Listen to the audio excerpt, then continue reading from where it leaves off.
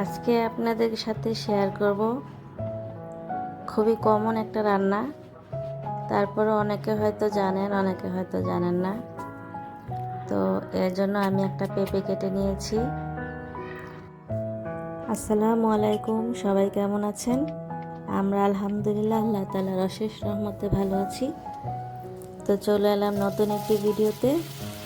আজকে আমি রান্না করব মুরগির মাংস দিয়ে পেঁপে। তো এটা আপনারা গরুর মাংস দিয়ে রান্না করতে পারেন, মুরগির মাংস দিয়েও রান্না করতে পারেন। আমি আজকে মুরগি দিয়ে রান্না করব। তো আমি একটা আস্ত পেঁপে নিয়েছি, আর এখানে পেঁয়াজটা ভেজে তো এর মধ্যে গরম মশলা দিয়েছি আর আদা রসুন। মাংস রান্না করতে যা যা মশলা লাগে তাই দিব, কিন্তু একটু বেশি দিবেন ঝালের পরিমাণটা, কারণ পেঁপে একটু পানসে পানসে হয়, এর জন্য ঝালের পরিমাণটা একটু দিবেন বেশি। আর সব কিছু আপনারা আপনাদের পছন্দ অনুযায়ী দিতে পারেন। এই তো আমি মশলাগুলো কষিয়ে নিচ্ছি। এর মধ্যে আমি একে একে সবগুলো মশলা দিয়ে দিব।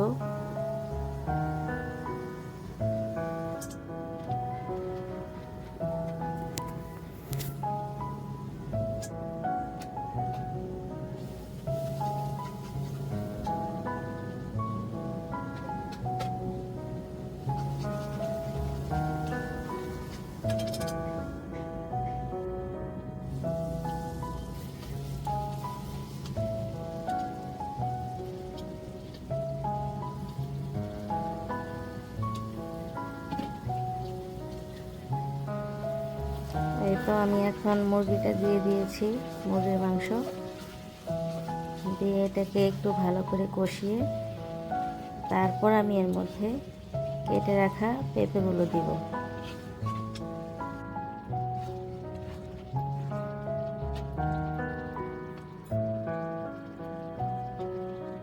পেঁপেগুলোকে আমি আলুর মতো সাইজেই কেটেছি, একটু বড় বড় করে।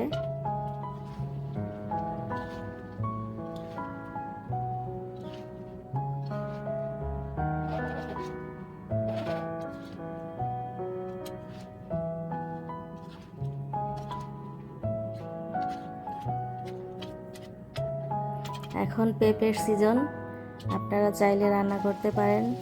পেঁপে দিয়ে যে কোনো মাংস দিয়ে রান্না করা যাবে। এটা খুবই স্বাস্থ্যকর খাবারও।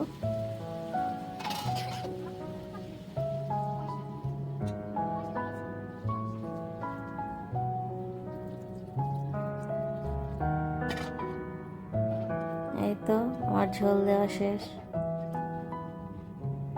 আমি এটাকে অনেকক্ষণ কষিয়েছি, যতক্ষণ আপনার পেঁপেটা একদম সিদ্ধ না হয়েছে ততক্ষণ আমি কষিয়েছি, তারপর আমি ঝোল দিয়েছি। এই তো আমার তরকারি হয়ে গিয়েছে। মাশাআল্লাহ, খেতে কিন্তু অনেক মজা হয়েছিল।